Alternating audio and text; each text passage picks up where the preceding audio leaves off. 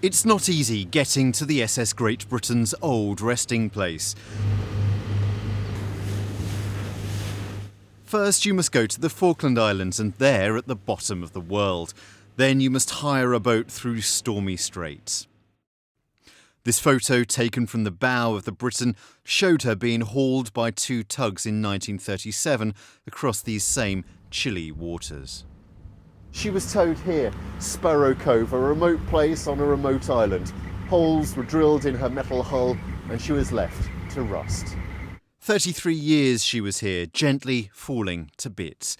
But how did Brunel's marine masterpiece, once the finest, fastest, largest, most revolutionary ship, come to be down here?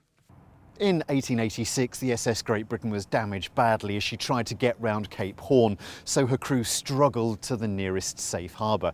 That was here, Port Stanley. The repair bill was just too expensive, so her owners sold her to the Falkland Islands, and in these cold waters she was anchored. Still working, in a way, she was used as a storehouse, a floating storehouse.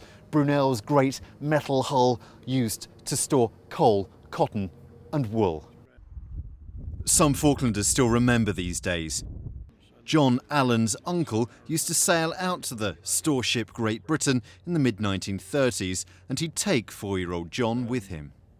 I guess some of your earliest memories are actually on the SS Great Britain. He used to put me on his shoulders and up the Jacob's ladder and aboard, and while he pumped the bilges and dipped the bilges, I used to run around the decks, and then we'd have a little picnic together with sandwiches in the tween decks. And while she was afloat out here in this harbour? Yes, that's right. Yeah, that's when I really started my interest in the Great Britain. I loved the ship.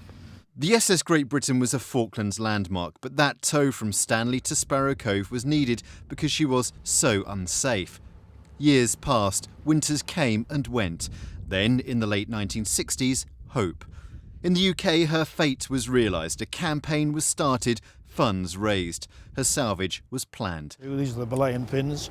Falklanders helped raise the ship that their fathers had beached decades before. Willie Bowles was a Falklands carpenter. His job was to cut down Brunel's great masts ahead of the tow across the stormy Atlantic. Well, it's the biggest tree I think I've ever cut down. They were worried at the trip home because of the rolling around on the pontoon being towed, that the mast might just give them too much of a leeway one way or the other. So if they took the mast down, it would make the righting moment of the ship in the rolling situation would be less troublesome to them. And I think for some of the rough weather they had getting home, I think it was a good idea. Masts removed, but the salvage teams faced a bigger problem. There was a crack in Brunel's mighty metal hull. It must be filled before floating. Falklanders remember the salvage's unusual plea, "Give us your bedding." They made a call on the radio here for people to supply new mattresses, and apparently got a terrific response. And they took them out and they jammed them in the crack, and they put a steel plate along the deck. And when she became buoyant, the crack closed, and there was awful banging and cracking, but they managed, and the mattress took stopped a lot of water getting in, I guess. So the mattress did its job? I think they did their job, yeah. She sort of, it just popped up like a cork out of a bottle, if I remember right, off the ocean. She was, just sort of stuck in the mud, and it just popped up, and everything became sort of panic, hurry, hurry. It wasn't meant to have happened as quick and as easy as that, sort of, I don't think. I don't think there was any thought of a failure. It would never happen. It was just that things wasn't quite ready, I think, when it did happen for the salvage crew. An extra hazard was a gale which whipped around Sparrow Cove as the Great Britain was floated. The violent winds could have caused her to blow away or break in half, but she was successfully lifted onto her submersible pontoon. This was just the start. Ahead lay nearly 9,000 miles of Atlantic Ocean. High seas, gale-force winds. It was a dangerous job. Her journey has since become known as the greatest tow. 2 months later she arrived at Avonmouth, and soon she was back in the dock which Brunel had built for her creation.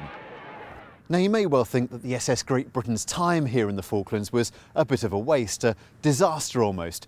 But if she had made it back to Britain in 1886, her owners would have looked at her, probably realised she was past her sell-by date, and broken her up for scrap.